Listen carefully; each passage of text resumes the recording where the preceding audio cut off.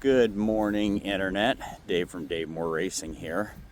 So it's a brisk 6 in the morning, and Shane Coates and I are going to take some bikes out and some engines and some pipes and a bunch of other stuff, and we are going to go to a riding area and do some testing. It is quintessential as a builder, and all the senior builders that I know of anyways still do this. You need to be writing your own stuff. Builders are their own best data recorders. So if you build something, you need to write it, see how it works. That's a must. Arlen from LED Racing, he still gets out and rides his stuff, and him and I gotta get together one of these days and go riding. We have actually never ridden with each other. We've been at the same races a lot back in the day, but we've actually never ridden with each other. So that's something that's got to happen, Arlen. I guess I'll have to fly out there and we'll go riding on the dunes or something.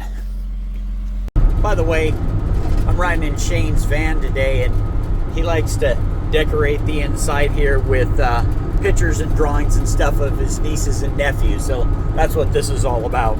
So I'm going to do a little updating and house cleaning and even a bit of a rant too. So you're going to want to stay through to the end to hear my rant. Okay, so Brembo brakes on the 250R. That is unfortunately not going to happen. Let me tell you why that is. Aftermarket manufacturers have played way too fast and loose with design constraints, meaning that we've already identified 3 different combinations of aftermarket parts that do not work with the fixed braking system, okay? It's fine when you have the OEM system that can slide back and forth on its mount, but when you're looking for something that needs to be a precision distance of offset, that's going to be a problem. So we probably are going to do a limited run of those, but we're going to identify what combinations work and what combinations do not. That's going to take a while. Now, I know a bunch of people are going to be like, okay, well, why don't you just make them for the different ones? There's just no money in that. You know, I mean, from a production standpoint, we need to find something that fits the largest possible audience and build for that. There's no money in building one-offs. Okay, so the question comes up, when are the Toygers going to be released to the public? And this is going to lead into my first rant. So here's the thing about the Toygers, okay? As time went along, because now we're going on our 4th year with this cylinder, as time has gone along, I have found more improvements that I want to do to the Toygers, and that means that I still have to go in and do some hand porting work. When I release the cylinder to the public, I want all of those improvements to be in the base casting, okay? That doesn't mean that somebody can't go in there and, you know, do a little bit of cleanup work, but I want them to be closer to what I want out of the cylinder than where we started out. You know, you start out and you're like, okay, so this works really good, but then you find little ways to make it run better, and so I want all of those improvements integrated into the thing, all right? Now, that is a lot easier said than done when it comes to the casting procedure. So, it's going to take a little while, but, I mean, unless I die before it's completed, it's going to happen. Now, that leads into the first rant. So, hear me out on this thing. A couple of years ago, a guy contacted me about getting one, and he, you know, from what he said about himself, he definitely made a good candidate for it, until we got to the fact that he was, according to the U.S. Fitness, he was morbidly obese, okay? So this guy was way too heavy for that size of an engine, and I just told him, no. And I would tell anybody, no, it's not a good fit for you. I then offered to build him a Lynx cylinder, the 380 that I designed, which is way better for a big rider. And he's like, no, I don't want one of those. What's ironic is he ended up getting one of those from another person. But let me tell you where the rant is about this, okay? He wanted one. I've got all the text messages. Oh man, I'm gonna ride the crap out of that thing, and I could ride so good, and I'd really make that thing shine. And then when I told him no, well, he got pissed off. And so then he goes around, starts talking crap about me. All right? And now he's talking crap, saying that the cylinder isn't, all that it was supposed to be. He doesn't own one. He's just saying the cylinder was not what it's supposed to be, and, it's not fast. So here's the stupidity in the thing, right? I said it's too small for you. I said it's not a good fit, all right? You said you could ride the crap out of it. Now you're going around saying it's a pile of crap. You don't own one, you never have, but you're saying it's a pile of crap. Okay, so shouldn't you be thanking me for not allowing you to have one? I mean, the problem is in America, there's too many effing entitled people who think that just because they have money, they can have everything that they want. That just sickens me, okay? The other thing that you want to get on my nerves really fast, do flattery, okay? Just tell me how great I am and everything, and you're going to piss me off just right off the bat, okay? You come to me and you're got all these flowery words. I already know you're the first person to stab me in the back if something goes wrong. So, get off your effing high horse, and maybe push away from the table. All right, so let's talk about the Facebook page. Everybody knows about 4 months ago I announced that I wasn't going to be posting on the Facebook page. Let me add some context to that. I would sit behind the computer every night and answer every single question. That was part of the deal when we said if we ever got a page that was going to be popular, we would make sure and stay in contact with the people. Okay.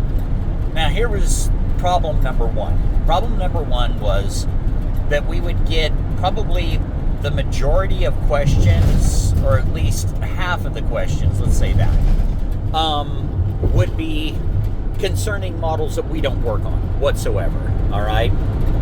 Anybody that comes to the page knows that we are specifically an ATC TRX 250R page. But, a good amount of people, because it's so easy to do, would just ask questions. Now, I would, just reply to them, hey, we don't work on that. But there was still, some nights where I'm up until like midnight, 1 o'clock in the morning, answering these questions, provided there's no follow-up questions. That's why it made more sense for me to answer them, at nighttime, because most normal people are in bed asleep at that time. Then Facebook decided to take every single comment that was made on the page and send it to the messenger. Absolutely ridiculous. Okay? Absolutely ridiculous. Now, there's literally thousands of messages, and digging through all of those to figure out which ones actually had to do with something that somebody wanted to buy or a question they had about something they bought, completely impossible. Now, this was extremely frustrating for me. And so I just told Rachel, I said, you know what? You're going to do this. I'm going to go over and work on the YouTube thing, which is slowly starting to come together. We actually just had a short that got, I think, 26,000 views in like the first 24 hours, which that's not big numbers in YouTube numbers, but I'm starting to get a good idea of what the algorithm wants to see over there.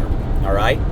So I still plan on 100% being on the YouTube platform. I'm going to continue to post everything over there too. But I am going to come back to the Facebook page, because finally Rachel did one thing that I wanted done for a long time, which was just completely shut down Messenger. No more messages. And the fear there was that then there would be no way for people to contact us. But the people that actually wanted to buy stuff from us would go over to our email and actually email us there that they wanted something. And those people, 99% of them knew what they wanted, and they were inside of our product line. So that worked perfect. That got rid of something where I was answering a bunch of questions that had nothing to do with what we did, number one. Then number two, it eliminated one other place that I had to go looking for questions. Now, the majority of the questions come across through the buydmr@gmail.com. Now, there's still a bunch of people that are messaging the Dave Moore Racing Gmail account, and don't use the buydmr one, okay? If you want your questions answered, you want your orders filled, buydmr. It's simple as it is. And now here's rant number 2. So, another person said that I have no PR, right? All right, well, let's just look at this from a data standpoint. We have over 120,000 followers on Facebook, okay? We're in excess of 116 million views across the page, all right? Go to buydmr.com and look at all the names on the top of that. All those people that have decided to do business with us, we didn't put out an application for any one of them. Every one of those wanted us to sell their product. Plain and simple, okay? So saying that I'm not a PR person, okay, so how did we get here? One of my friends goes, well, your crappy attitude finally paid off. I think they're right. People don't want a bunch of bullshit shoved down their throat. They want the truth about stuff. And sometimes that hurts their little feelers. I don't really care, all right? I would much rather have the truth from somebody than you tell me a lie just to get me to buy something. You know, if you guys want that, there's enough people out there that'll do it. The industry's full of that. But if you want the truth about things, if you want to buy stuff that's actually tested, if you want the person building it to actually ride and participate in the sport other than just to sit around at camp doing nothing, well, there's people out there you can get to do that. But those people, although they have a little following, they're never going to be remembered. You want somebody invested in the sport. You want somebody that's working with the manufacturers to help make product better. So I just took a second to look at my own website, and I noticed there's some pretty important names of people that we do business with missing from that list. So I'm going to have Rachel or Kelsey go ahead and update that list. Now, as to the Facebook page and commenting, a lot of people will be like, oh, well, you know, you're just trying to silence opposing voices. No, that's fine. I'll have a conversation with anybody out there. But if you just want to be a drive-by asshole, come in and drop a crappy little comment and pollute an otherwise pretty clean ecosystem, I'm just going to get rid of you. I don't care. Like I said, we've got a massive block list because not everybody that has a voice has something useful to say, and I'm not going to give them a platform for it. Sorry, it's just the way that it is, and you're not going to come to my page and just start talking a bunch of crap just for the sake of doing it. That's not allowed. So you can say I rule with an iron fist. Yeah, I do.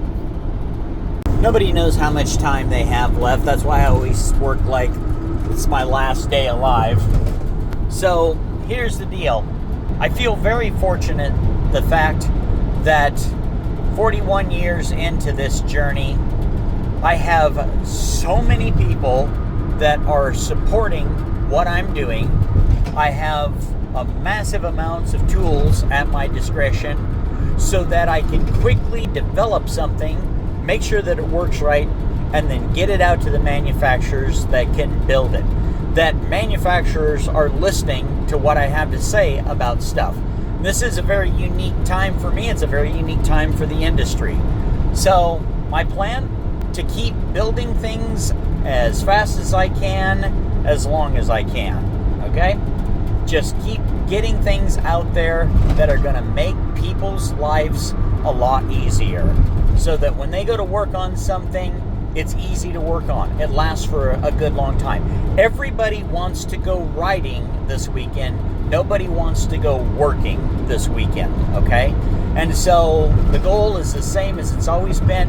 Build good product, make sure that it does what it says it does, and that it lasts for the customers.